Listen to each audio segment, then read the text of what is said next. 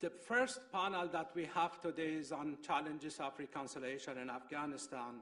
The situation in Afghanistan, as you know, remains very challenging. And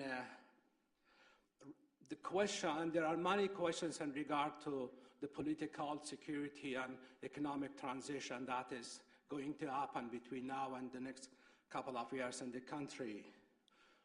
At the same time, there have been a number of developments in reconciliation front that started with in the last couple of months. Among them, the agreement between Presidents Obama and President Karzai on the opening on an office in Qatar to host talks with the Taliban, the release of the roadmap by the Afghan Peace Council, and the trip by the High Peace Council chairman and key leaders to Pakistan in December last year. At the same time, the release of some Afghan Taliban leaders by Pakistan as a goodwill gesture, and which indicates a possible shift in Pakistani position in regard to the political settlement in Afghanistan. All of these are issues that we'll discuss today with a panel of distinguished guests that we have invited for today. That includes Ambassador Omar Samad, who is the president of Silk Road Consulting firm in Washington and was an Afghanistan ambassador to Toronto, to Ottawa and Paris, and was also with USIP for a year as a senior expert on Afghanistan. We have Michael Simple, who has been involved with Afghanistan for the last 35 years or something. I met Michael first in 1990 when he was heading Oxfam, Afghanistan and Pakistan from a little office in Islamabad. And also we have Moed Yusuf, who is now a senior expert on Pakistan at USIP and has been with USIP for the last 2 years. I will start with Ambassador Samad. Thank you very much, Mr. Pajwok.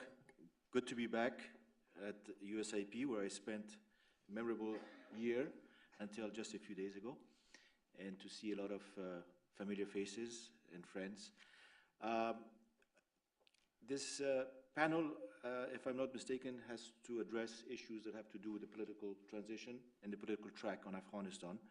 And so I have tried to inject some ideas as well as thoughts and developments that are taking place, because I think that the good news is that all the stakeholders that are part of the Afghanistan issue claim to want peace, stability, in an Afghan political process that, of course, is credible and legitimate, as we expect elections by 2014. But the question really in the minds of many Afghans is, what kind of peace, at what cost, and how do we really define stability? The kind that is all-encompassing, or one that is partial and narrowly defined with narrow interests?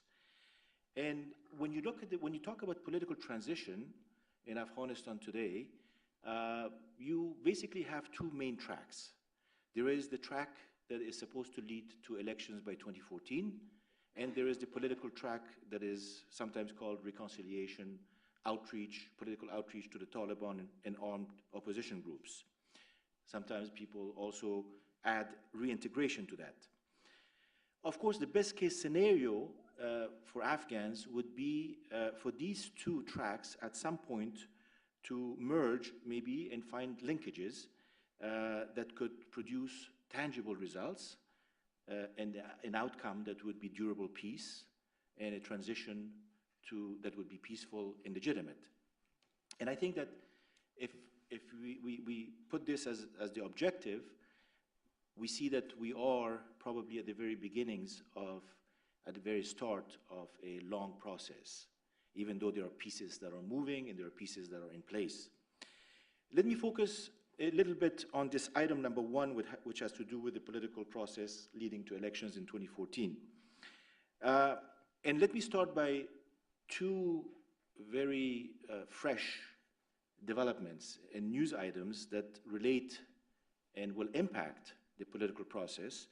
One out of Kabul just a couple of days ago, a decision announced by the Independent Election Commission, while we are told its chairman, Mr. Chairman Manawi, was allegedly not in the loop, that old electoral ID cards can be used for the 2014 elections, in addition to the new e-cards, the e-tazkeras, which will also and can be used by voters, by new voters. This has created obviously a controversy, a political controversy in Afghanistan. A reason given by the IEC, which many believe is a reflection of what the government thinks, is that there is a lack of funding, but the opposition has called this a lame excuse and deceptive reasoning. And they are saying that the old cards used in the 2004, 2005, 2009, 2010 elections are at the source, at the root of many of the electoral problems that Afghanistan encountered. Thus, they should not be used, and something different has to replace it. They also see this as somewhat of government intransigence, interference in the independent electoral process. On the other hand, yesterday, we heard here in Washington at Senator John Kerry's nomination hearing for Secretary of State, probably what is one of the clearest indications thus far by the US government of conditionality attached to the political process and to the election process in Afghanistan. While recognizing that perfect elections may not be realistic, Senator Kerry stressed that the next elections need to be acceptable by international standards and legitimate in the eyes of the Afghans if the donor community is to provide assistance pledged in the post-2014 period. This conditionality is probably one of the most forceful statements made thus far about the 2014 election process in Afghanistan, where the international community is now saying that if these elections are not seen as legitimate, it will probably disengage from its pledges. So the ball now is in President Karzai's court, once again. He has attempted to gain political advantage by playing ball simultaneously on several courts: the domestic Afghan court, the regional court, and the international donors court. But by having done so, he has also increased the risks associated to a peaceful transfer of power and a transition process that could, under the right conditions, allow for maybe some members of the opposition group, the Taliban and others, to join a political bandwagon by 2014. Again, as I said, this would be the preferred scenario evolving between now and 2014, but no one knows whether that will be the case or not. So undermining the democratic process could also, in the views of many Afghans, lead to more violence, maybe an emboldened insurgency, and definitely last-minute Afghan wheeling and dealing and hedging and deal-making.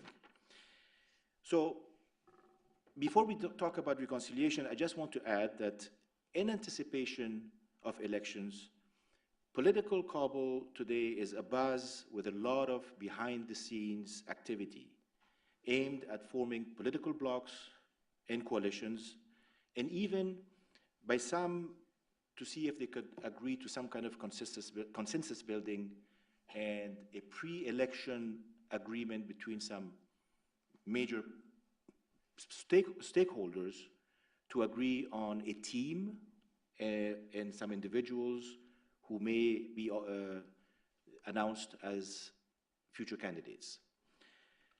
But the priority for many in this so-called loyal opposition groups in that camp is to make sure that President Karzai abides by the rules set in the Constitution and the electoral laws, knowing that electoral laws are not final and have not been finalized to this day.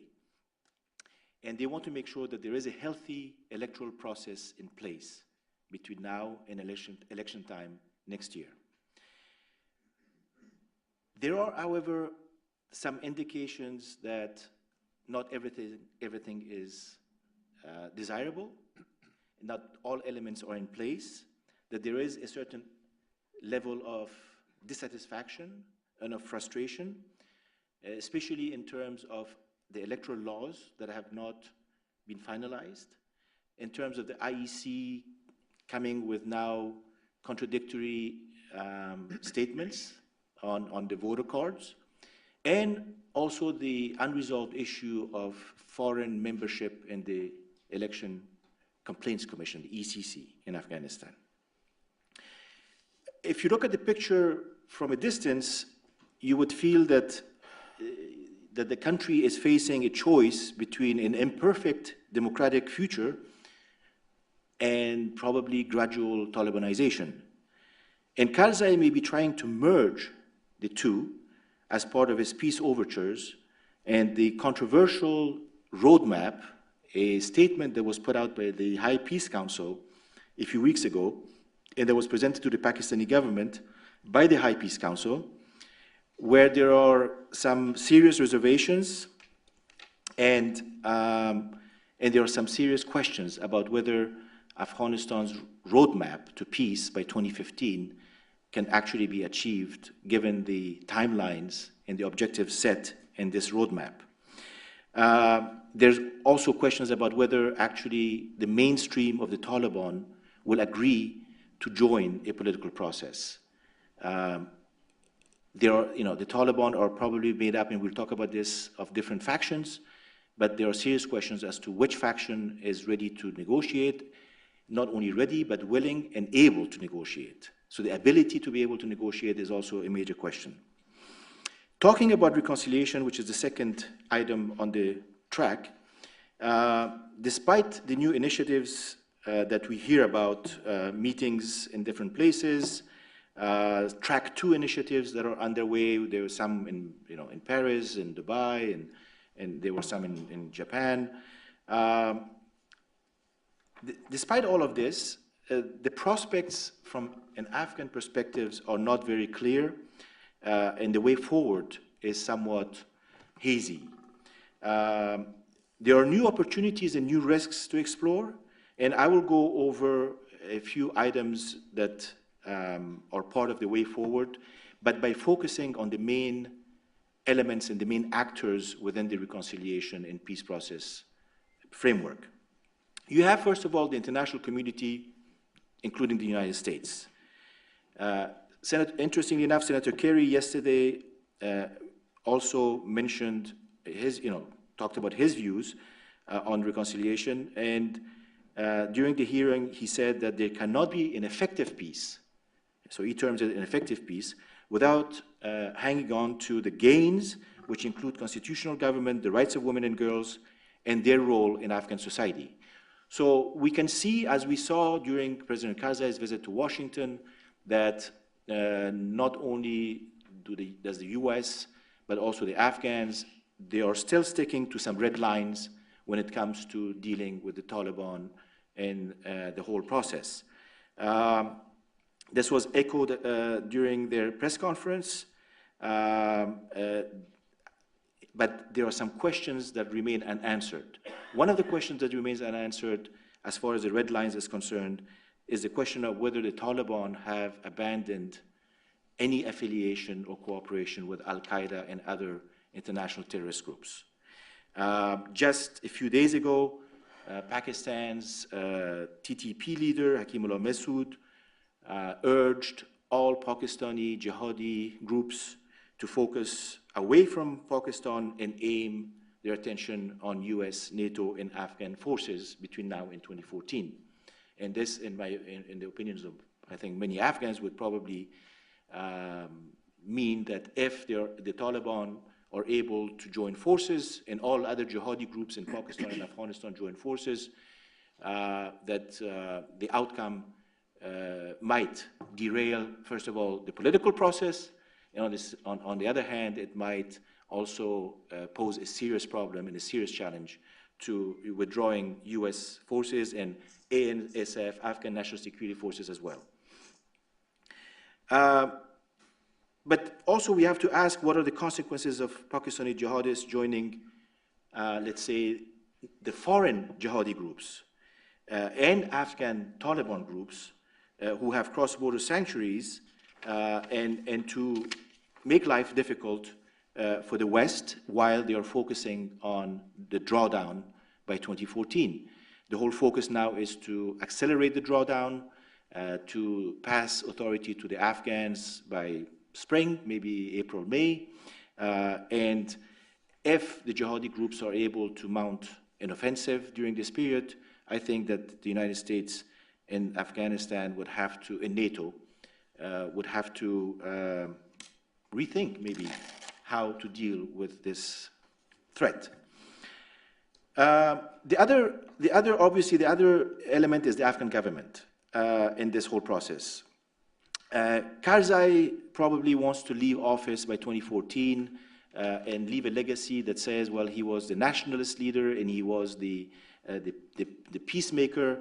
He is the one who, as he told some of us in a private meeting a few days ago in Washington, that he wants all Afghans to gather back in their home, in their ancestral home in Afghanistan. That's what his vision is, and that includes, of course, the Taliban and other Afghans. For this, he has been reluctant to endorse Qatar, but now he's on board with the Americans on the Qatar process for peace talks. But he also has left open the avenue of peace talks through the Saudis and the Turks. But meanwhile, the Taliban keep rejecting Karzai and the government. And they are not ready to, in any way, enter into the negotiations until and unless all foreign troops leave Afghanistan. And I think that is a very important point that the Taliban are trying to make, is that basically they are saying that they are not going to accept what is called the bilateral strategic agreement, which means that they are not going to accept any residual American troops in Afghanistan beyond 2014 if they are to enter into talks with other Afghans. But they are ready to talk with Americans, and they're ready to talk through Doha on issues that have to do with trying to shore up relations and trying to exchange prisoners and trying to get their prisoners released as far as they're concerned. But there is the element of Pakistan, and I will go through this really quickly. Pakistan is also a major stakeholder. Pakistan has positioned itself over the last couple of years as the peace delivery country, but most Afghans still are skeptical because they feel that Pakistan's line may not have changed, even though the rhetoric has changed. They now are not talking anymore, they're no longer talking about strategic depth, they're no longer talking about installing a Taliban government in Kabul, and there's talk about power sharing, a power sharing arrangement. This to Afghans is a bit hazy, it's confusing, it's not clear cut. Power sharing arrangements, they prefer, should come through elections in a legitimate process and not either be imposed or be dealt with behind closed doors. This is what the Afghan view, even including the Afghan government to some extent, is on this issue. We can talk about other things later on, but I just want to go quickly over the fact that the other stakeholder in Afghanistan today that can no longer be ignored are the Afghan the loyal opposition groups, the political movements, and civil society. I think that they have been able over the last 10 years to emerge as a force to reckon with, as a voice that has credibility and that represents the aspirations of a lot of Afghans, and they want a place at the table.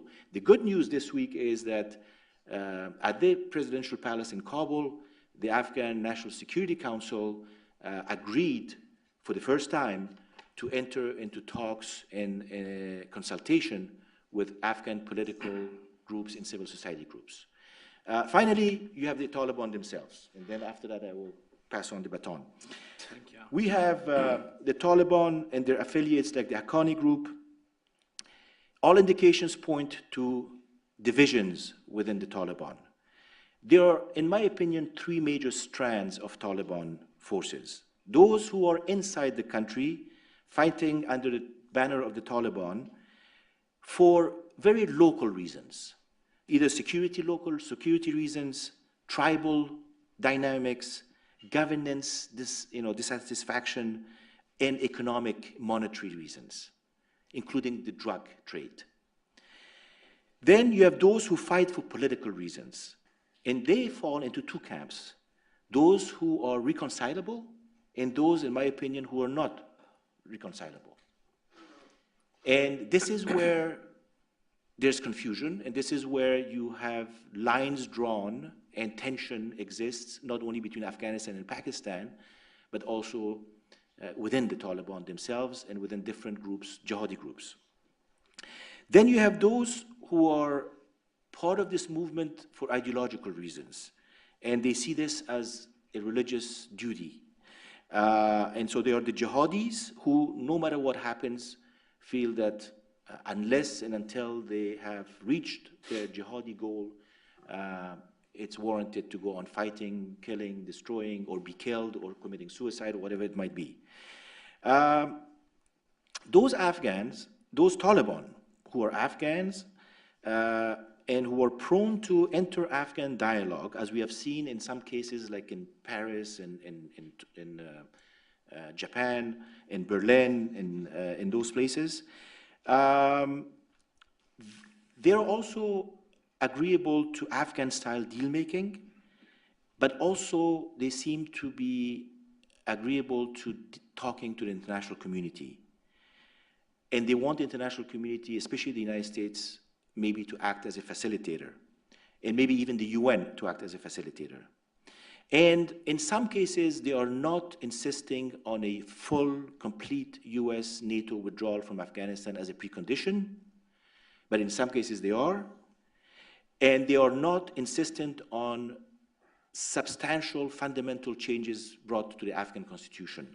But obviously they are willing to inject their views as to how to change the Afghan constitution. And these elements consider terrorism, international terrorism, as a curse, and not as something that has helped them over the years. But also, I have to tell you that this particular group of Afghan Taliban who are reconcilable and who seem to be more moderate and willing to talk are also, in my opinion, part of an endangered species list.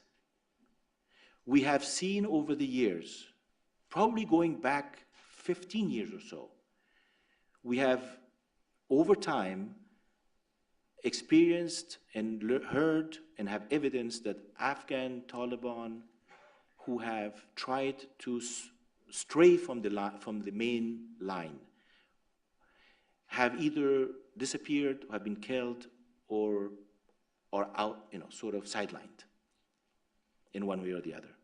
And so this is why I call them endangered species, because they run the risk of being taken off the ground, and this would cause a problem with reconciliation as it's trying to make headway and move forward.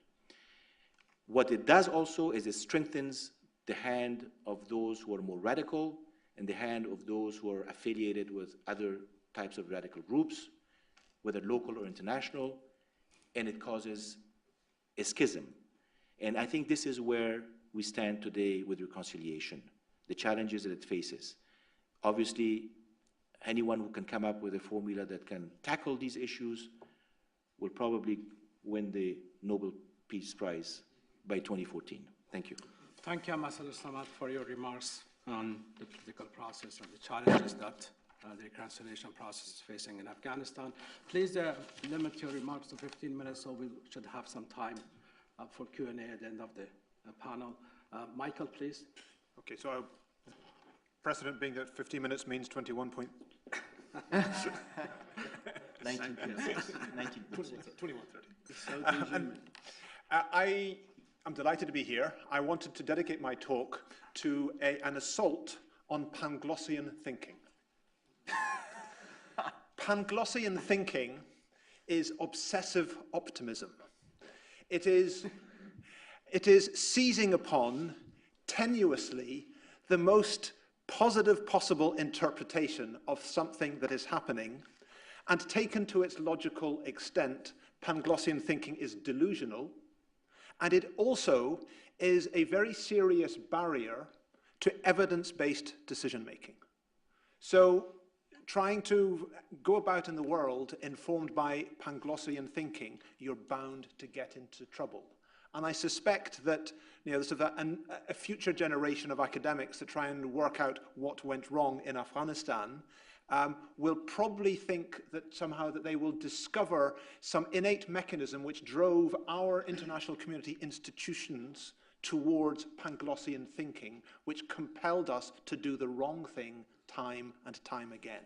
So I'm going to offer in that 21 or so minutes, or sorry, 15 minutes or so, 15 minutes or so, I wanted to give you a little preface, a sort of a stray thought, then to do a quick review of some of these recent developments relevant to the reconciliation theme, and then I wanted to focus in on something which is what Andrew, who couldn't be with us, asked me to talk about, which was the roadmap, a closer look at the roadmap. So here we go quickly. The preface was I wanted to recall what I was doing almost 20 years ago. I mean, in our days together, Cormac, back in '94, in your old stomping ground in Bamyan, was the sort of really the depths of the bad, it was the bad old days of civil war in Afghanistan. You can just give a list of the different conflicts which are underway. We had warlordism in the north, we had street fighting inside Kabul, another strange minor civil war going on inside Hazarajat. We had the anarchy of the highways down in the south. I mean, there was a list of different conflicts going there. And in the middle of it, there was good news from Belfast. And it was also, these were the days when the first satellite TVs had started to work, and we actually managed to rig one up to operate in Bamyan. And I actually managed to cajole some Afghan colleagues in to sit in front of the satellite TV while we watched the ceasefire being unveiled in Belfast. And perhaps it wasn't so much news for them, but it was news for me that Gerry Adams finally got a voice. And the significance of Gerry Adams getting a voice was that you had the main armed opposition was announcing we're now on ceasefire, and there were very immediate, tangible concessions which were in place to make sure that this happened. And one of them was that for years the British had this. I mean, in the media world of today, it remains hard to believe that the British government actually managed to ensure that a key figurehead in the struggle that was going on there was never allowed to appear on the media with his own voice until that day when we were sitting in Bamyan and suddenly we actually could hear it in Bamyan. There was a ceasefire. Now, the reason that I mentioned, of course, we're going through saying, it can happen here too. It can happen here too. 20 years ago, we were talking about that in Afghanistan. The reason I mention it was that with hindsight, when we know a little bit more now than we even did in that day with a very naive thing, saying, look, it's possible to give a ceasefire, is that it actually is worth looking at that to see what was the architecture of the pursuit of peace in Northern Ireland. We had that moment where they stand up and they declare a ceasefire.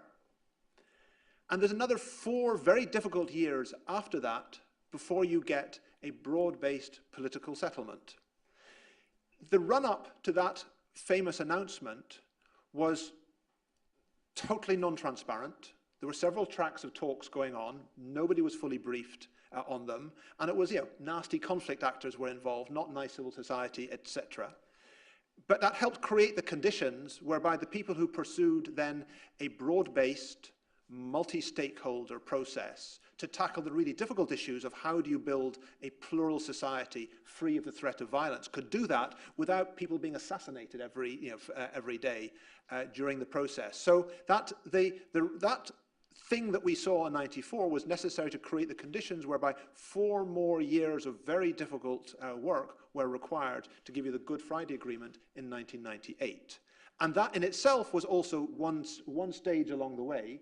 This was the Good Friday Agreement, the multi-party agreement in Northern Ireland, which had, it had transitional justice, it had overhaul of the security apparatus, it had creation of new political institutions, it had, disarmament, it had constitutional change, but constitutional change put to a plebiscite.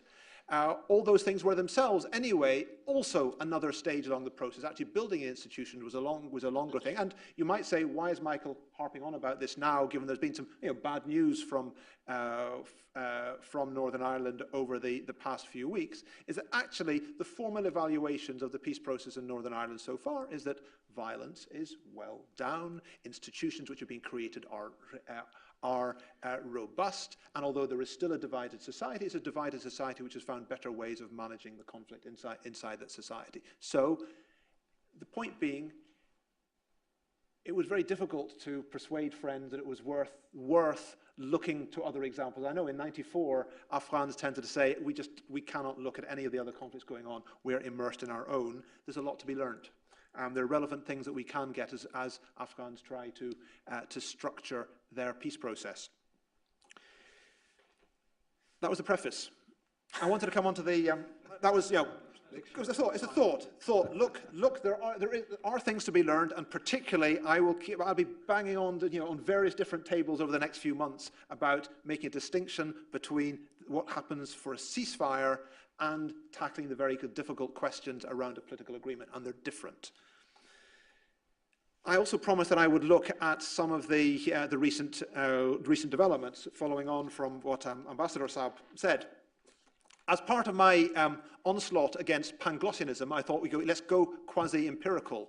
The method is put together a quick sort of back of a cigarette packet list of things which have happened relative to reconciliation of late, and see which things tend to move us closer towards the doomsday scenario of it goes to civil war rather than peace after 2014, and those things which actually do give a chance of stabilizing actually something like a peace process taking off.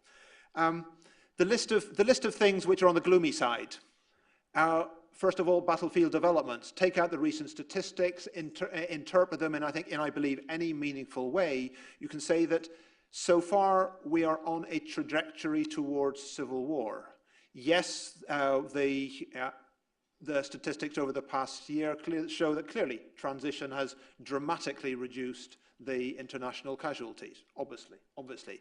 Also, it has allowed the Taliban drastically to reduce its assaults on international forces. Despite anything that Hakim Masood might be saying, the reality is, that not only are the international forces pulling back, also the Taliban aren't faffing themselves too much going after them. In the same time, the attacks by Taliban on to Afghan targets have increased, and the casualties amongst Afghans have been increasing. So this escalation which is going on at the moment is not let's catch the Americans before they leave, it's actually let's increase the pressure on the state that the Americans helped to create. So that's the trajectory that we're on at the moment, and it looks to me. I've sat and talked through this with quite a few Taliban as well, saying you said that the real problem was the presence of the foreign troops. Why is this happening? That takes us closer to civil war. I think that I was very interested to hear what Ambassador Saab said on the developments around the presidential elections 2014. They, of course, are crucial to the prospects of averting a civil war scenario. And I think that the developments over the past few months on preparations have not increased my confidence that there is going to be a transparent process which gives a legitimate outcome, which ensures that the president who takes over from President Karzai enjoys the kind of legitimacy he needs to bring the country together. I think that's a negative, so far, a broadly negative development. The progress towards the Afghan-US security agreement, I describe as glacial. I know there's some optimists around here, but it's just not clear. It's not clear what that relationship is going to be. Afghans are still certainly guessing at what it's going to be. Given that I actually work in a human rights institute in Harvard, I should mention the human rights deficit in Kabul. The closer we look at the nature of institutions associated with this system in Kabul, the more we realize there is a very dangerous human rights deficit, which itself undermines the legitimacy of the regime that we're trying to prop up. And every new report which is done throws light on another aspect of that human rights deficit. Perhaps the easiest item on which to challenge Panglossian thinking is the issue of the release of Taliban prisoners from detention inside Pakistan. And I've participated in various live TV and so on over the past month or so, next to esteemed colleagues from the Afghan government who have been desperately trying to say some nice things about it, knowing that they have sort of requested it, but also realizing that there is no plausible relationship between what's going on and anything that could credibly be called a peace process. That the people who for years were arrested, held in detention for some form of involvement in the armed insurgency against the Afghan government and its international supporters are now being put back on the street without any conditions or any formal association with any process. And we really have to be Panglossian to say that imbued with some kind of goodwill, they will all go home and tell people not to fight. It's pure Pangloss.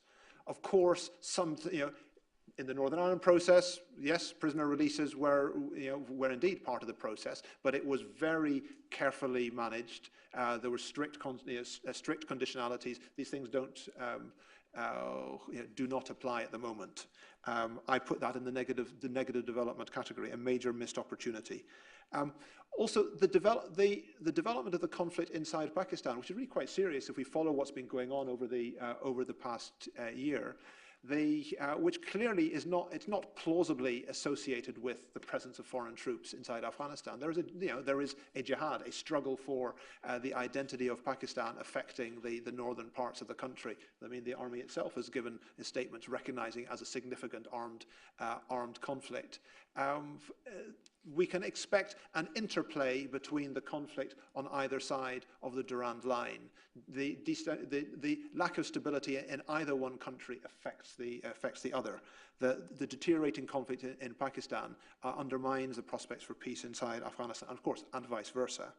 I take another development which I sort of see juxtaposed with the good news on the prospect of a dialogue between civil society in Afghanistan and the Afghan authorities. The Afghan government has now seriously pushed back against the very notion of track 2 dialogue. I mean, just when we're thinking that what might be the ways of trying to broaden participation in at least talking about peace, the government seems to have decided that it does not want to sanction further track 2, and certainly not track 2 which takes place outside of the country. I think that was 7 points I got on the negative list. On the positive list, I think that clearly that the announcement that just about all barriers to the formal operation of the Taliban Qatar office, they've been all cleared. The way is open for it if the Taliban actually are ready to move in. I think that's a positive development. I'm not sure that the Taliban themselves realize how positive it is yet. It's one of these things. It's a possibility. Nothing has actually happened on it yet. Because they haven't moved in. They haven't certainly the announcement certainly wasn't greeted by a thank you very much, now we're ready. It remains to be seen. I think we'll be revisiting this one over the next few months. So it's a positive development which might actually be the start of the serious progress, or might be forcing us to explain what happened. Ambassadors have mentioned the change in Pakistan rhetoric, talking about sort of rhetorically improved bilateral relations between Pakistan and Afghanistan, and Pakistan assertion that it recognizes it has a major stake in Afghan stability. Of course, this is far better than warmongering, but the point is that it has to be operationalized. It's no good saying that you sort of you like something unless you actually do something to make it happen. So far, we're at the declaration of like. And then finally, I take Chantilly as an example of the different fora in which there has been Taliban participation, and that to some extent the pragmatic tendency in the Afghan Taliban movement has allowed them to have some kind of engagement in international fora with fellow Afghans.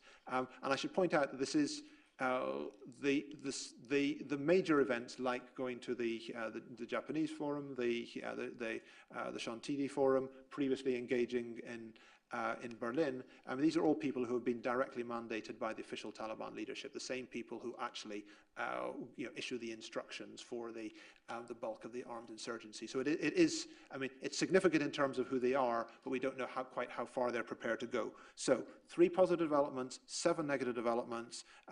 Please excuse my slapstick methodology. I take that there are strong grounds for pessimism, that we really should.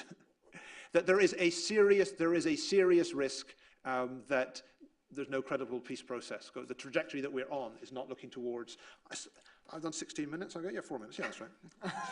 Yeah, right. So those are the recent developments. I think there's strong ground for pessimism. Now, of course, one could look at the roadmap in 1 minute, but I'll give it 4 minutes, because this was heralded as somehow being a sort of a serious document. This is how peace was going to be rolled out, and my heart goes out for anybody who actually gets their head above the parapet and actually prepares such a document. But I think that if this is all we've got, if this is what we're betting on to move towards peace, we're in serious trouble. This reads to me like a document which has been prepared after a long tradition of Panglossian thinking, where we produce documents which are okay inside in a kind of rarefied atmosphere. They're okay amongst friends, but they're not calculated to have anything in them to attract the enemy, which is a problem in itself. 5 simple flaws, which I in sense perhaps would be elaborated in separate seminars, that they are just expecting that the Taliban will deal directly with the government of Afghanistan after where they've got to in the conflict, and making that the whole basis of your plan means you fall flat if you can't actually meet your first key assumption. Nothing happens. It's a non-starter. Also, it's completely empty of political content. Sort of, this document is a sequel to the paper which was produced in several versions from by the Afghan National Security Council from the end of 2009 through 2010, except that document had a sort of a political critique of the problems inside the existing Afghan state, the need for reform, and the need for reform of that state to be part of the peace process. That's all stripped away. So there's no political content, that the mantra of Afghan-owned is brought in without recognition of the deep political controversy over who gets to determine what's Afghan-owned. The complete apparent failure to address the point that after a decade of fighting, the Taliban they've achieved significant influence on the ground inside Afghanistan. I always try to tell them that you are not about to topple the regime to storm into Kabul, but they have extended their networks throughout the country. This idea that they've got a viable war economy to support their parallel system. The idea that somehow with no obvious attractions, they're just going to lay it all down and to join a process which has been laid out for them by somebody else seems to me Panglossian. That one could, if one had lots of time, go through a long list. There is a long list of fundamental flaws to this plan that means that it simply isn't ever going to be rolled out. And one hopes that whoever wrote it didn't actually expect it to be, but at least they put something out in the open to stimulate a debate. I would give simply 4 things which I think are to be welcomed inside the plan. The idea that there should be principles behind a peace process. Good, certainly applied and was helpful in the Northern Ireland case. The idea of promoting a cessation of violence as one distinct component inside the peace process also makes sense. Other people are thinking about a ceasefire. The idea that you're thinking ahead to what might be the post-conflict role of the movements which are currently function as the armed opposition, good idea. And also, when thinking of the ways in which conflict actors might be incorporated in society as the conflict is wound down, looking at the non-elected components of the state, rather than just assuming that the elections are going to sort out everything, also makes sense. There are 4 good ideas there, but basically, serious overhaul is going to have to be done if anybody actually wants to see a meaningful peace process. Do not bank upon the roadmap as the way to peace. So in my remaining sort of like 50 seconds, Panglossian thinking, cost lives, wastes opportunities. Of course, it's helpful that somebody should be there, should have done the work of thinking what a peace process might look like. But now we have to say who's going to do the serious job. Because the vision of a peace process, which is going to actually deliver some results, is going to have to be rather closer to Afghan reality than this document. And I think that the final thought would be, I remember one time when I was really wrapped on the knuckles by Ambassador Brahimi, who said to Michael, Michael, this paper that you've written, it's not that it's wrong or right, it's just that it shouldn't exist. And perhaps, because of the delicate diplomacy involved, the number of people that you have to keep happy to get a sign-off on a document like this, perhaps robs it of the necessary content, and it forces you to stray from Afghan reality.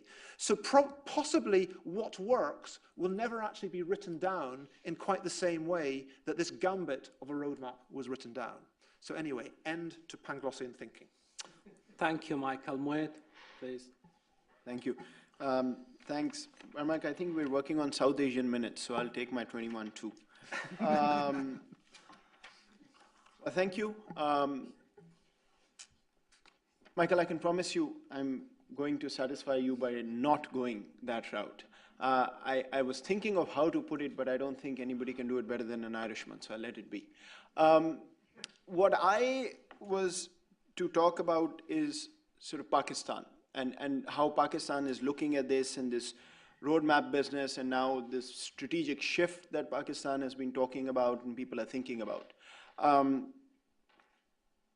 And essentially, if you look at the last few weeks and months, there's a question mark now. Earlier there was, everybody was convinced Pakistan is the spoiler, it's messing everything up. Now there's a question mark. Are they changing? Is there a sort of shift in their thinking? Why is that?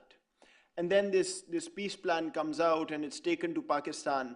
And I happened to be in Pakistan when this came out. I looked at it and it actually seemed something that I thought the Pakistanis would be interested in. Whether it'll work or not is a separate story.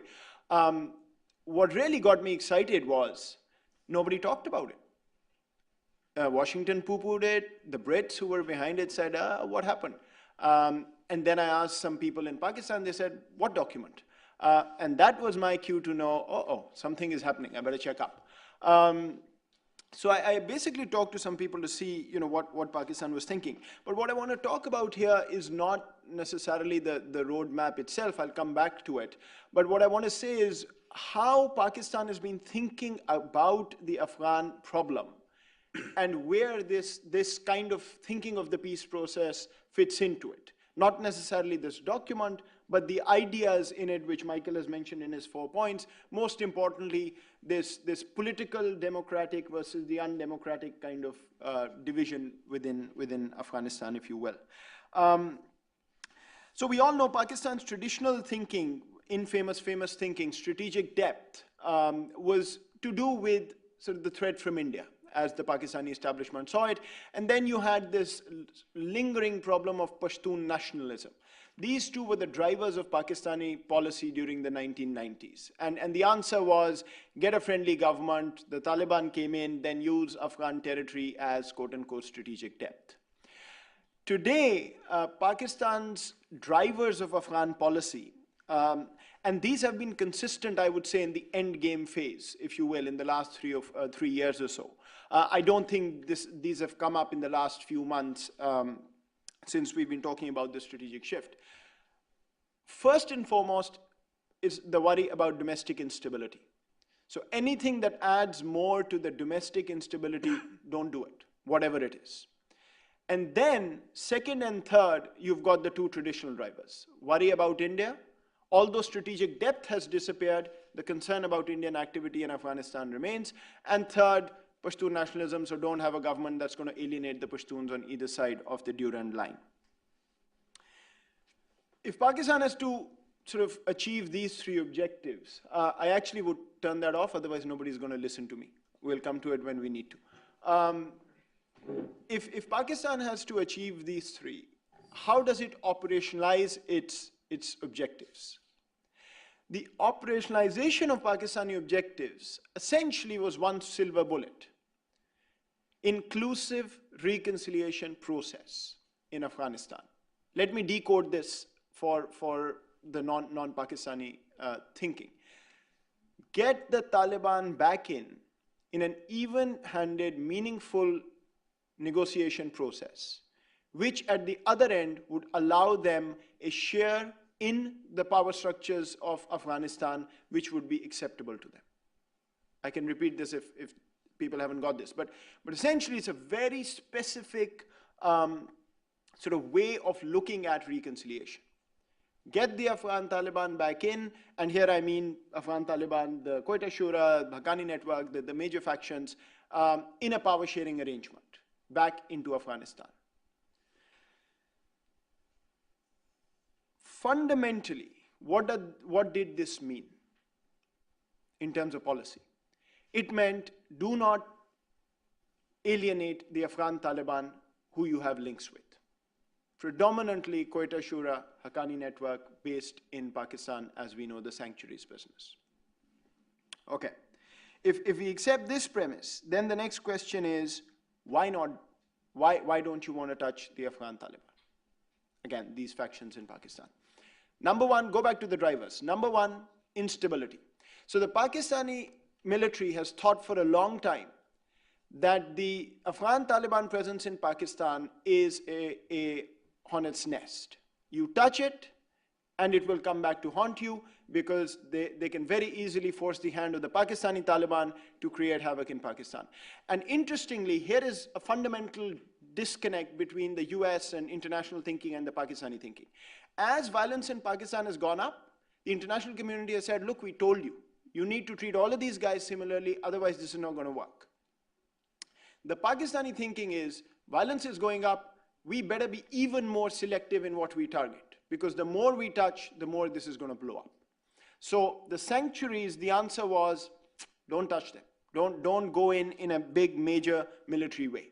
Do a piecemeal kind of thing, deal making, some drones, some special ops, but don't go in a decisive way. Second, if you want an inclusive process in which the Taliban have a share, what must you ensure?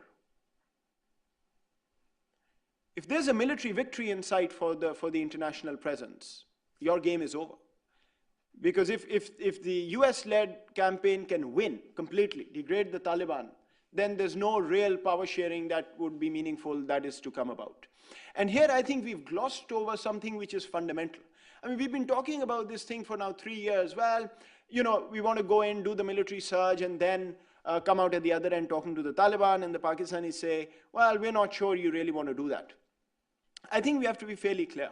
The idea was not to talk to the Taliban. The idea was to defeat the Taliban and then talk to the remnants who were willing to come into the system, which is in some ways still the hope, as Ambassador Samad sort of talked through. And Pakistan was opposed to that, because Pakistan's entire idea was you have to get the Taliban back into a power sharing which matters, and not just talk to the people who are defeated and would sign on the dotted line. So the second part of policy then says, if there is some trouble going from the Pakistani sanctuaries into Afghanistan and keeping the pot boiling just enough that you don't have a military victory possible, that's fine. And thus, now you come to a situation where you're not touching the sanctuaries, and if these guys are going and blowing up stuff in Afghanistan, as long as the red lines are not crossed, okay, we're not going to touch this. It actually serves the purpose of not letting the Afghan Taliban turn against you, and also keeping this process of sort of the inclusive business alive. And third, despite what you want and what the US wants and what Kabul wants, there is a fundamental sort of underpinning to the thought in the region, where I completely agree with Michael, which is, come 2015, Afghanistan may be in civil war. no matter what we do. This may be correct, this may be too pessimistic, but it's driven thinking in the region. Even, I would argue, among Afghans, which you would know much better, but that's how I see it. And so, there is also a need to hedge a little bit. What if you go to civil war and you come back to the proxy situation? If somebody else is going to back their horse, you might as well have your horse in hand. So essentially, you're now looking at 3 prongs of this strategy, de facto, de jure, whatever it is. As Pakistan has progressed its objectives in the endgame stage. Let me now put the slide up, and very quickly, I won't go through it, if you could have this slide.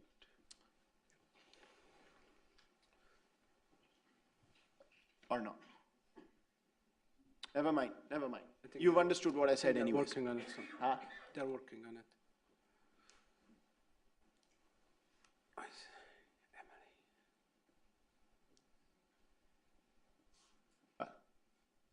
I'm sure I was clear. So let's sort of, essentially the slide was going to show you how Pakistan has moved from the old 90s to now and what are sort of the policy objectives and how it's operationalized it. But let me now fit this into this peace plan and talks about reconciliation. Essentially the way I look at it, to me the document is not as important as the thought that's going into this at the moment. You've got the Qatar process talks, you've got this thing, you've got, very strangely enough, Pakistan being praised quite a bit over the past 2 months or so for its role, for the Taliban being released, etc., etc. I think what you're seeing now fundamentally, quite honestly, is... okay, let's see. The document's there. So. Here it is. So essentially, if you look at it, the left-hand column is the traditional policy. And then you've got what Pakistan has changed in terms of how it's approaching this. And all you can say from this slide is that there's no strategic shift here. What it is a moderation of objectives. And a slightly different way of going about it, but a fundamental change in why Pakistan is doing what it's doing, which is that the principal reason now is domestic instability. Although the actions don't change much, if you're sitting in Afghanistan, you still see this problematic sort of neighbor. But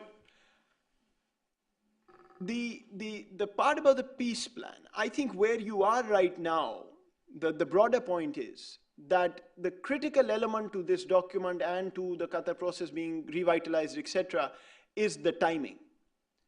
You are now at the end of the end game in Afghanistan, if you will. And essentially what you're seeing is desperation in all capitals because of what Michael just talked about. There's actually no process in place. There's a lot of talking about processes, but there is no single process in place.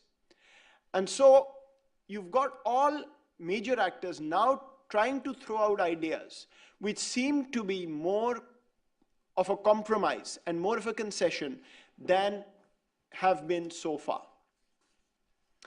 And here I think the reason Pakistan is now moving to releasing the Taliban prisoners and saying I'm happy to help, one is, of course, Pakistan is as desperate, because if no process moves forward, Afghanistan falls into chaos, Pakistan is the biggest loser. That's sort of the thinking in Islamabad at this moment. At the same time, I think this plan, if you accept my premise, gives Pakistan what it's looking for. Again, I don't think Pakistan thinks this plan is going to work. But the thought process behind the plan, the democratic versus the undemocratic, bringing the Taliban in and having a conversation rather than saying we'll defeat you and then bring you in, and giving a role to Pakistan to say, okay, can you help out in doing this, is exactly fitting with the sort of the policy or the strategy that Pakistan had put in place. Now, I am open to the criticism from the Pakistani side that I'm making this look too planned and too Machiavellian. And it may well be true that this is not how these pieces were played out in the Pakistani mind. But as the process is developed, I think you've got a situation where the Pakistani policy has managed to wait out everybody else. And you are at a situation where I think all capitals are converging to the belief that the ideal, the semi-ideal, the somewhat positive are all maybe not going to work out. So let's come to somewhere in the suboptimal category and see if we can use this problematic neighbor to deliver what it's been promising, but it has never delivered. Let me conclude by coming to the final point, which is, I also think this peace plan is not going to work. And I don't think many think it will. But this is the start of a thinking process which may get you somewhere. The two biggest challenges for Pakistan, though, are still to come. First, the real challenge is not to get Pakistan on board. The real challenge, as Michael has correctly pointed out, is to get the Taliban on board with any such process. So now is the time when Pakistan will have to prove whether it has the kind of leverage with the Taliban to convince them to sit on the table sincerely and negotiate this in an even-handed manner, but still go through the process. We don't know whether that's going to be done or not.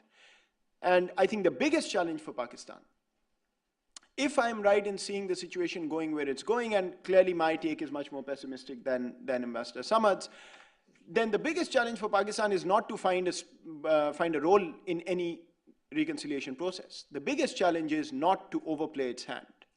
And if you know the history of the Pakistani sort of thinking and establishment, that to me will be the toughest thing to achieve. If you get a role, if you see that there is a process whereby this inclusiveness can happen, will you then suddenly overplay your hand and come back much closer to the column of the 1990s than the extreme right column, which actually is a moderated version of what you had before, which I think at this point people would be willing to live with. But whether you can avoid that temptation is, I think, the fundamental question which we'll have to wait and see. But overall, no optimism at this end either. Thank you. Thank you, Mohit. I'd like to open the talk to the audience, but before doing that, I would like to remind you that we have another panel just after, immediately after this panel, which is focused on the political economy of transition in Afghanistan. That will be moderated by Bill Bird, our senior expert on Afghanistan. The floor is yours. Please introduce yourself. There are mics on the two sides of the room. Please introduce yourself, and you can direct your questions to any of the panelists. Thank you.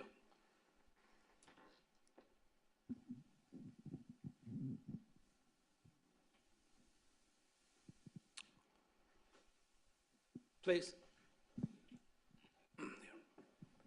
Frederick Graaf from the Carnegie Endowment. I do have a question for Mr. Moin Yusuf.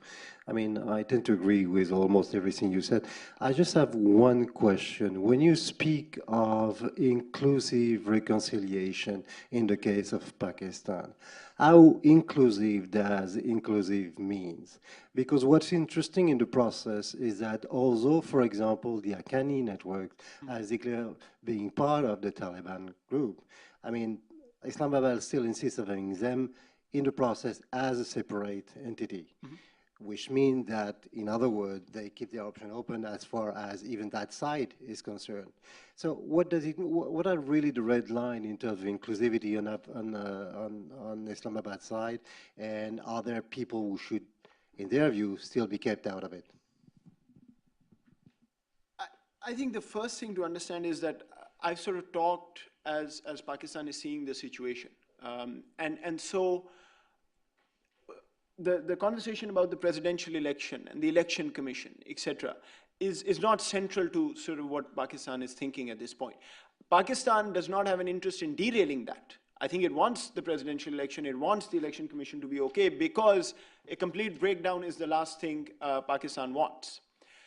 But Pakistan's concern, I think, for a long time has been that these groups in Pakistani territory are essentially going to be left out. And if they're left out, they're going to continue the insurgency, they're going to continue staying in Pakistan, there's going to be continuous pressure on Pakistan, and Pakistan will not be able to deal with the TTP or the Pakistani Taliban decisively. And so, as I see it, they want all Afghan groups on Pakistani soil to find a reason to go back to Afghanistan without the Pakistani military having to fight them. That's essentially the bottom line. And so I think they understand that the Quetta Shura and the Haqqani network are very different. But the picture I see is a decentralized Afghanistan, where the South and East is again in the hands of somewhat favorable actors. And the North and West, quite honestly, Pakistan doesn't care about. It's not going to back the next civil war. It doesn't want the Taliban to win or anything like that. And that is why even on India, the idea of strategic depth is dead to my mind. The real idea is that in that South and East, in proximity to the Pakistani border, there should be no fishing. So the development, fine, but if there is something else, that should. Bill, please. Bill Bird from USIP. I guess this is a question that maybe all of the panelists might want to address, but the recent developments on the continuing US military presence beyond 2014, where, you know, in the last few months it's become clear it's going to be faster decline and much smaller presence than had been talked about even 6 months ago, ranging from 0 to 3,000 to 5,000 troops. I know President Karzai has said the number doesn't matter, the commitment matters.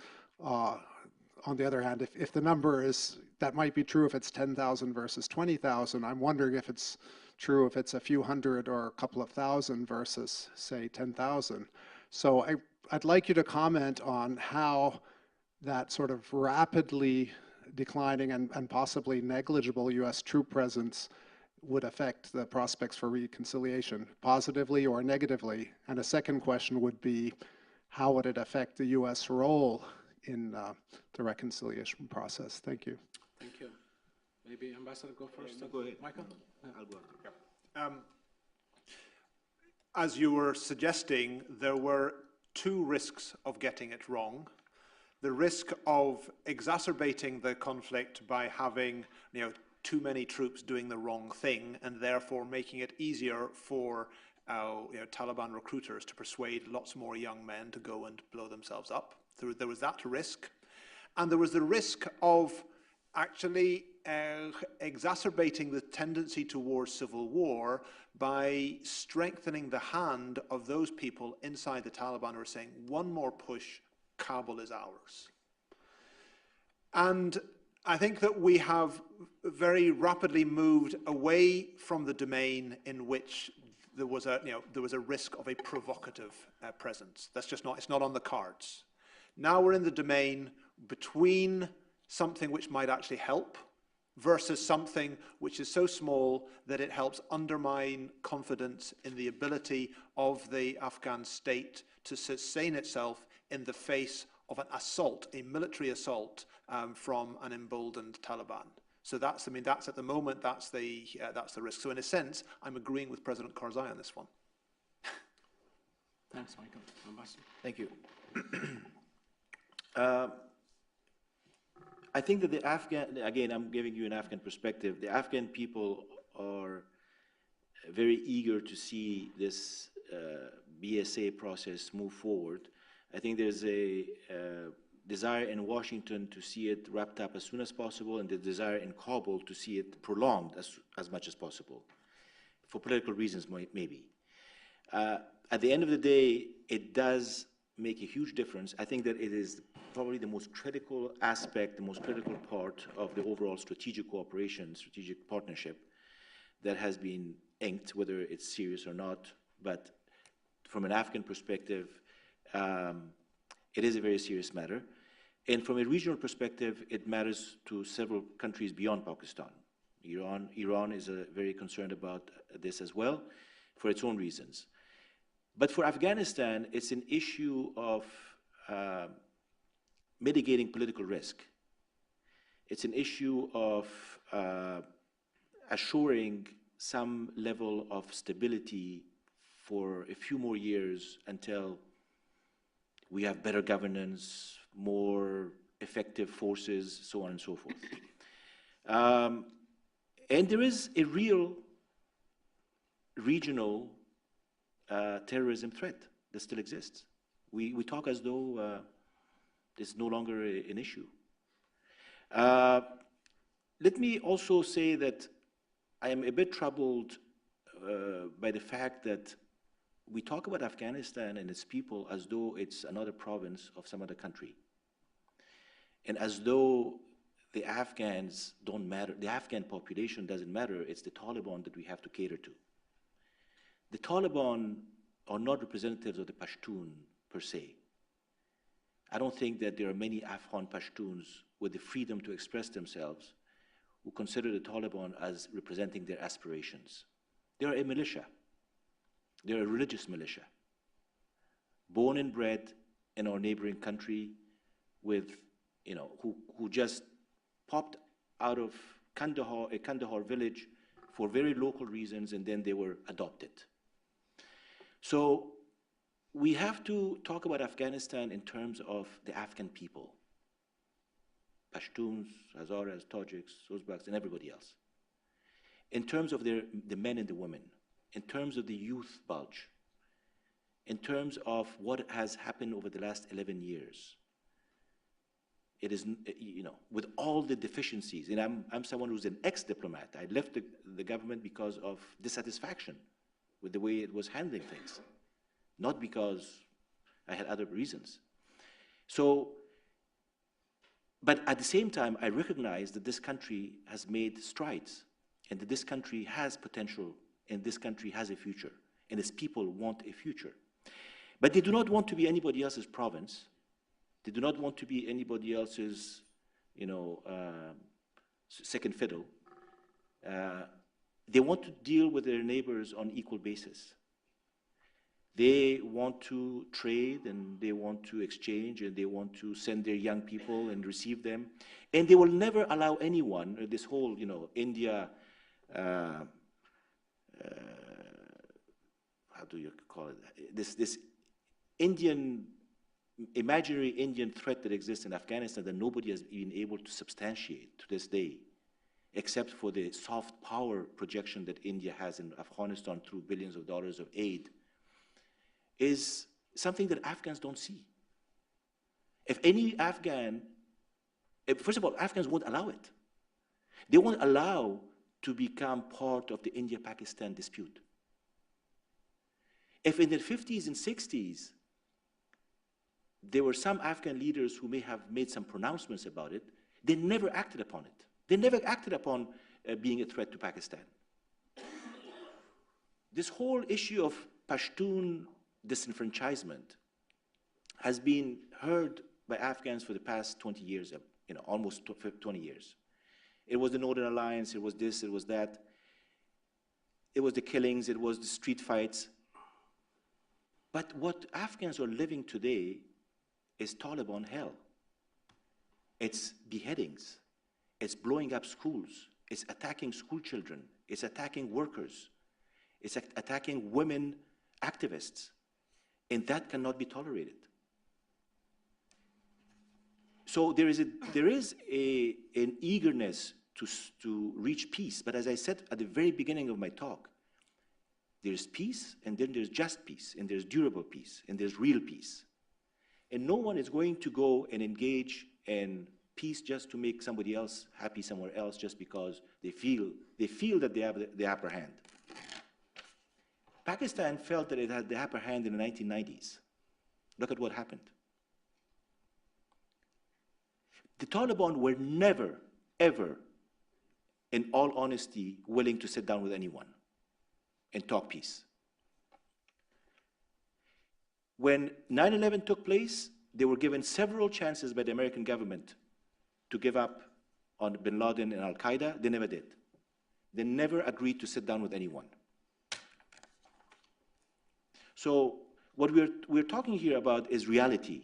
We can talk about what's in the books in Harvard or somewhere else, or what your experience may bring to you, after 30 years of spending time in Afghanistan, or what Pakistani elites may think.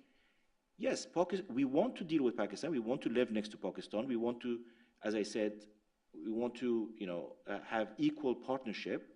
We want to have growth and prosperity and this and that. But Afghans are never going to accept living under somebody else's shadow. And so some parts of the Taliban or direct actors on behalf of Pakistan. And so I mean, this is a reality that we are all trying to deal with. I told you there are different groups of Taliban. We are trying to see if those Taliban who are not ideologically inclined, jihadists who want to blow themselves under any circumstance, or they are politically aligned with somebody else, if they are willing to find space. But as I told you, they're an endangered species. They are being targeted every day. So the Pakistan accepts to release some Afghan Taliban, but they do not coordinate with the Afghan government. And we do not know what happened to these people. They are Afghan citizens. They're released, but no one knows what happened to them, what they are doing, whether they went back to wage war, or whether they are there to try to make peace. And that's not the way to go about it. That's not the way to build confidence. You know, this is not part of confidence-building measures. And what we want is real confidence-building measures. Thank you, Ambassador Samad. Marvin, please. Marvin Weinbaum, Middle East Institute. Two short related questions. Omar, why, when the roadmap was announced, this is a mystery to me, and perhaps you can clear it up, why was there no reaction from the northern ethnic groups? Clearly, as you read it, they had every reason to be concerned about what this was laying out. Just as there seemed to be very little reaction in Pakistan, I was just amazed that there was none there. Moeed, don't you need to add more to your thesis here in that, yes, a political settlement, compromise, power sharing really is in Pakistan's interest given the alternatives here? Isn't that the case because of the fear of a Taliban victory, of an outright Taliban victory? And isn't the key element here that, therefore, you've got to make sure that when they go back into a power-sharing arrangement, that they're not going to run over the others? If you think so, then obviously this works. So you have to make the assumption that there's something about getting them into the political process which is going to neuter them, which is going to check them. And therefore, while they might be there and put a stop on India's influence, they also are going to be checked in their ambitions in Pakistan. Thank you. Mohit, please. Let me, Marvin, that's actually a very good point. Let me just say two lines on Ambassador Samad's second presentation. First, I couldn't agree more with you on everything you've said. I'm not saying that's not true. Absolutely, Afghanistan is an independent country, should do whatever. The point is fairly simple here, whether we like it or not. That's how I see the situation, and one may disagree. I am talking about an insurgent movement that has not been defeated. Whether it's Islamist, communist, secular, doesn't matter. And my reading of history on insurgencies tells me that if there's any insurgent movement that has not been defeated, a political compromise is the final answer. Otherwise, you can defeat them, as the Sri Lankans did, if you accept that that's a defeat. So I completely accept. I mean, I'm sitting here, I don't want the Taliban or that mindset to be anywhere in the world. My point is, we shouldn't detract from the reality that there's an insurgency that hasn't been defeated. Whether because of Pakistan, A, B, C. At this point, we've got to figure out what is going to work. And there, I think there are going to be losers. Human rights and, you know, the socio-economic domain. I'm not absolutely correct. And we should try and buffer as much as we can without detracting from the reality that people are worried. People think a civil war is coming. This includes Afghans. And so every actor is now positioning itself based on that. Marvin, absolutely correct. I mean, that is part of the thesis which, I mean, I didn't get to. And if you look at what Pakistan has done, one major thing I take out of the last year, although it's not going to have any serious impact, but symbolically, is for the foreign minister and the prime minister to go and meet all major northern faction leaders over the last 6 or 8 months. So Hina Kar went, and then the prime minister went. What was that about? That's essentially about that let everybody know we don't want the Taliban to take over Kabul anymore. And so, by definition, if it's going to be an inclusive process, we will have to work with the Taliban and the rest. And so start sort of throwing out these feelers and opening up, because actually, ironically enough, Pakistan will have to partner with these groups to check the Taliban ambition, either to spread its ideology in Pakistan or to try and win over Kabul. So it's a very ironic sort of situation, but you're absolutely right. I completely agree with it. Just quickly, Marvin's question about the roadmap and why the northern groups have not reacted. I'm not exactly sure, but I think that it's the Pashtuns in Afghanistan who should be more worried than northern groups. If you look at this roadmap, it's basically drawing the line between the south and the north, and putting the south under sort of a Taliban, rule. And I'm sure that both the Pashtun constituencies in Afghanistan and the northern constituencies in Afghanistan agreed and agree that this is not a good roadmap. And this is probably why the roadmap has died. The roadmap, I don't think, went very far, either in Pakistan or in Afghanistan. Nobody's talking about it. It has some major flaws. It may have some new ideas as to how to deal with certain issues here and there, but from a strategic point of view, it has major flaws. And I think that it should be considered as dead in the water. Thank you. Mr. Ajmalani, please. Thank you very much. Ajmal Ghani from the Afghanistan Council. First, I was going to pick on the loyal opposition, then on the fancy word that Michael used, but comes to Pakistan. But before we go there, the Northern met with the Pakistani officials while they were in Kabul the last time. If you remember, the foreign minister and I think then a group went there. Yep. And you have to remember that within the Peace Council, there are Northern Alliance members that are part of the equation. That's what you see, for an Afghan, it doesn't matter where you're from, Pashtun, non-Pashtun, and all that, that when you go to Islamabad and say that there's an Afghan problem for Pakistan, we're baffled, we're shocked. Because for Afghanistan, Pakistan is 51+% of the problem.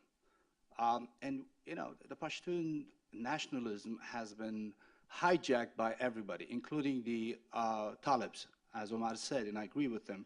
Sometimes we don't agree, but we agree on that. And then what is more important to Afghan is Afghan nationalism. It really is. You've been, in Pakistan and Afghanistan during the jihad, as anybody from the Northern Alliance claimed to have a separation or division within the country. So Afghan nationalism takes over everything else. And on the side of the Pakistan, from what we see here, is Pakistan has done a PR campaign in the West. They're doing a wonderful job. They're doing a great job of reinventing themselves, but for us, it's the same thing.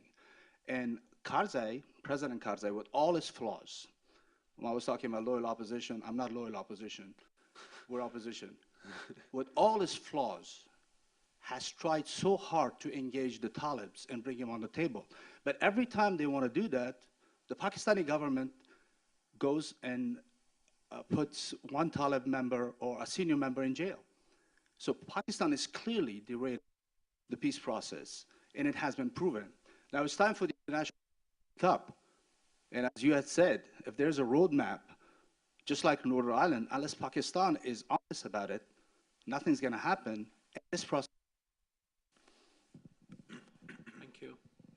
Any other question, please? Please, sir. Yeah, please. And then. Thank you very much. Sabith Harsin, work for Voice of America, Pastor to the Bad Region Service. Thank you for the discussion. My question is, when Taliban prisoners were released, some of them, the top leaders, they were treated like guests for years there. So given the peace process in Afghanistan, there are two Pakistans. One is the military, one is the ISI, and one is the civilian government. How much the post-2014 Afghanistan and the current setup is owned by the Pakistan military and the other Pakistan? And the second question is the Pashtun nationalism. Ajmal Ghani, you talked about that. This is true. The Pashtun nationalism, I come from Peshawar. I lived there, I grew up on the streets there. That, you know, we have this understanding that the United States is, after 10 years, leaving us now back to those people who are killing us from years.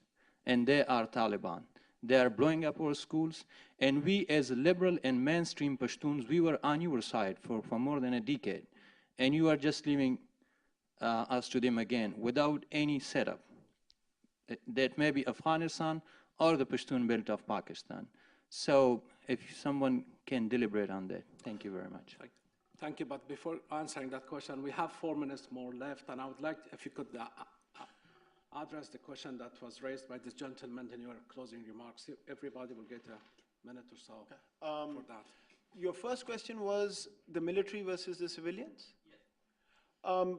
Pakistani policy essentially on Afghanistan has been dictated by the establishment, which is sort of the military complex, some civilian bureaucracy, some civilian politicians.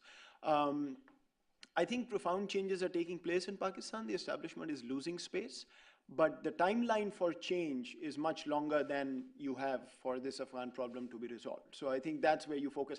That's why, quite honestly, it's so easy to say Pakistan is thinking this. It's much more difficult to say that about Afghanistan because there are different views in different, quarters. So yeah, I think that's going to stay. Your second question about the US leaving sort of liberal Pashtuns to, absolutely correct. I mean, there's no question about it. That's exactly what is happening. There are no two ways in my mind. That's exactly what's happening. It's an exit. It's going to be messy. And the next 3 or 4 years, both for Afghanistan and Pakistan, I fear are going to be very difficult. Any closing remarks? Thank you. Michael, please. I'll take his time. Okay. And to wind up, I'd just like to come back on the sort of the worries that people have about this roadmap. First of all, don't worry about it because it's not going to be implemented.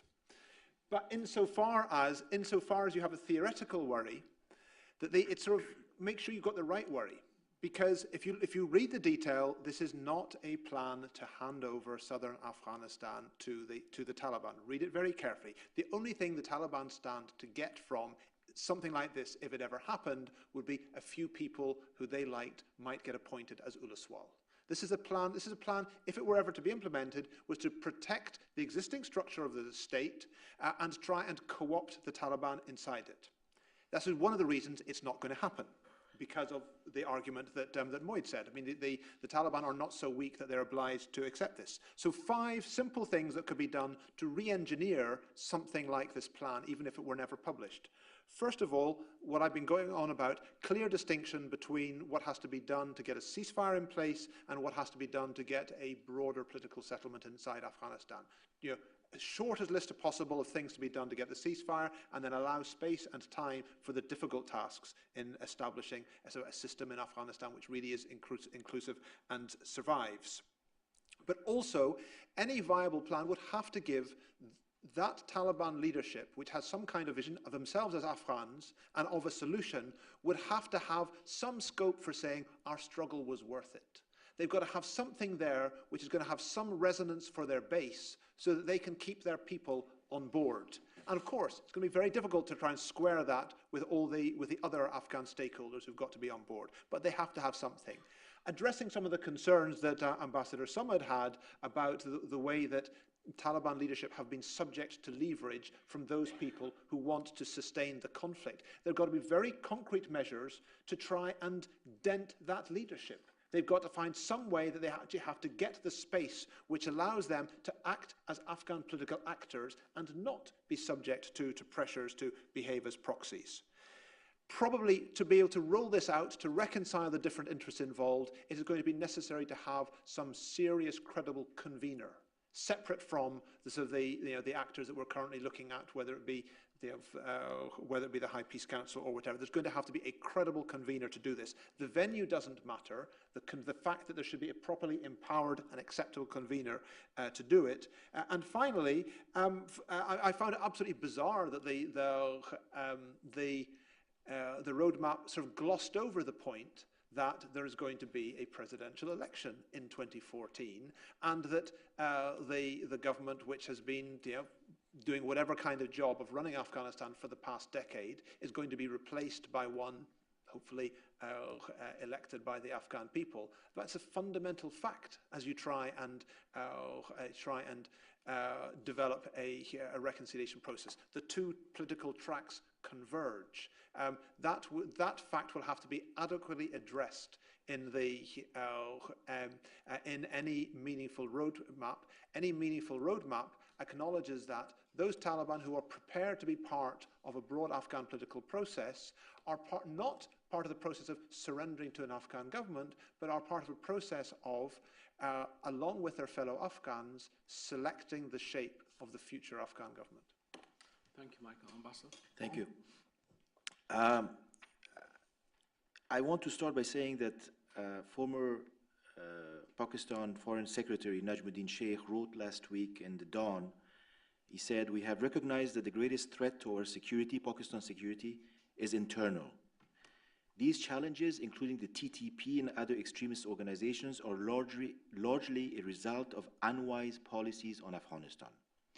There's a lot to be learned from history. There's a lot to be learned from the last 33-4 years of history since the communists took over in Afghanistan, and then Afghanistan, went through different phases of turmoil. But today, with the West leaving, there is a sense of pessimism, as we saw here also, that this country is ungovernable, that this country has too many problems, there are daunting problems, they cannot be fixed, and that we need to come to the best possible deal with those who are fighting. And I think that this is really not the perception and the reality on the ground in Afghanistan. I think Afghans overwhelmingly are optimistic, but they are cautiously optimistic, but they are extremely concerned that there is going to be a disengagement by the international community that is somewhat premature, but it is going to happen, that there might be some residual force and maybe, and also some funding continuing for a few more years. And I think that they think that that is a wise decision to continue to do that. But at the same time, they are not against, they're not for continued fighting. But if they have to defend themselves, I think that Afghans are starting to realize that, whether you call it civil war or whatever else, that they will have to defend their gains, what they have gained over the last 11 years, whether it's for an Afghan woman or an Afghan man or a child or an older person. But they do realize that these gains have come at a very high cost. And so the Taliban and those who are willing to be part of the Afghan process will be welcomed. And they feel that the best way to do so is to incorporate them within the political process. And there is a very big question as to why is it that the Taliban are not willing, like everybody else in the country, from communists to other Islamists, enter into this process. And this is why there are suspicions, and this is why there are questions about ulterior motives. And I will stop there by saying that there's hope, but there's a hard road ahead over the next couple of years. Thank you very much for your thoughts and remarks. Thank you very much. With this, we will end this panel, and the next panel will start in a few moments. Thank you.